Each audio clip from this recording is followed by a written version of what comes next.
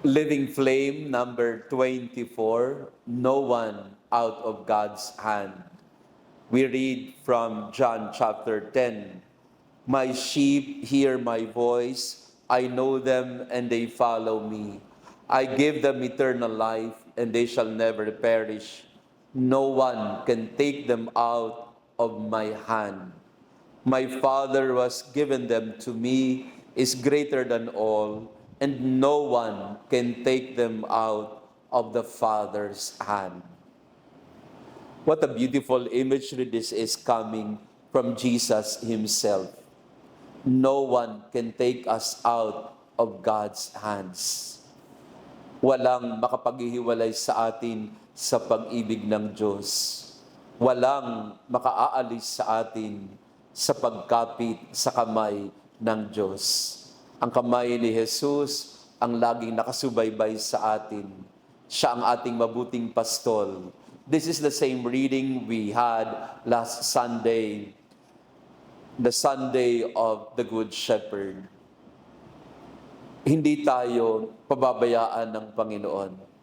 He will always be a shepherd to us.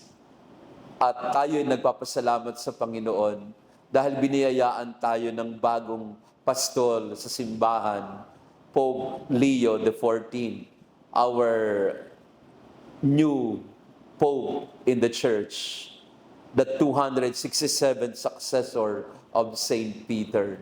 We thank God for the gift of a new Pope, of a new Chief Shepherd in our midst.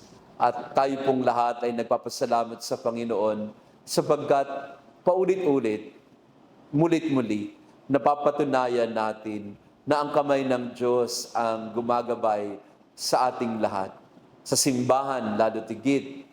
Alam naman po natin ang kwento ng pagkakapili kay Pope Leo XIV.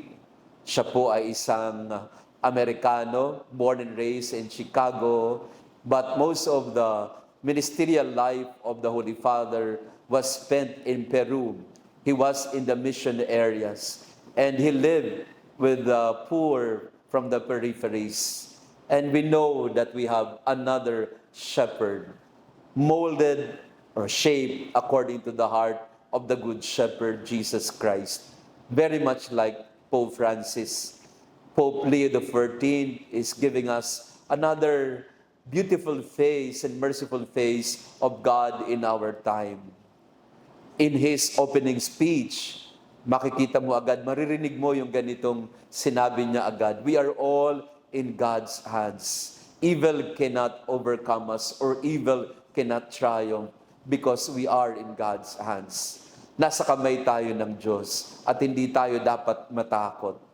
And so, because we are all in God's hands, we also walk hand in hand together. I like that image so much because now we are in the time of synodality as initiated by Pope Francis during his time. But the new Pope, Pope Leo XIV, as we listen to him in his reflections and messages, he is also a shepherd like Pope Francis, a pastoral Pope, we may call it. Ang kanyang piniling pangalan ay Leo. Ang huling gumamit ng pangalang ito ay si Pope Leo XIII, way back in the turn of the 20th century. And in fact, when Pope Leo XIV was asked, why did you choose the name Leo or Leo?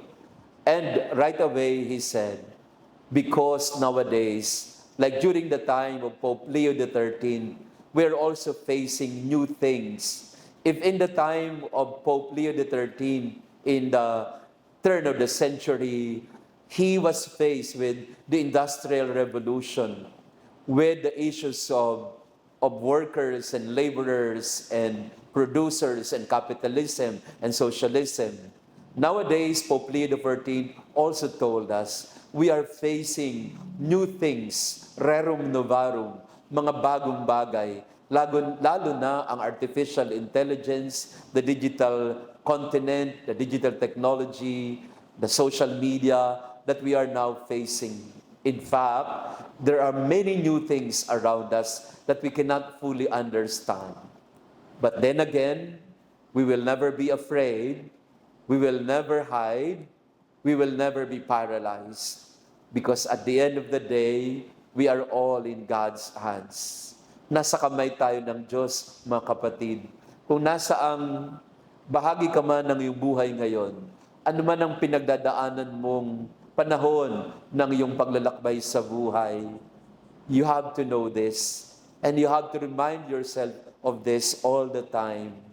No one can take us out of God's hand. These are words that did not come from me. These are words that came from Jesus Himself. Hindi tayo pababayaan ng Panginoon.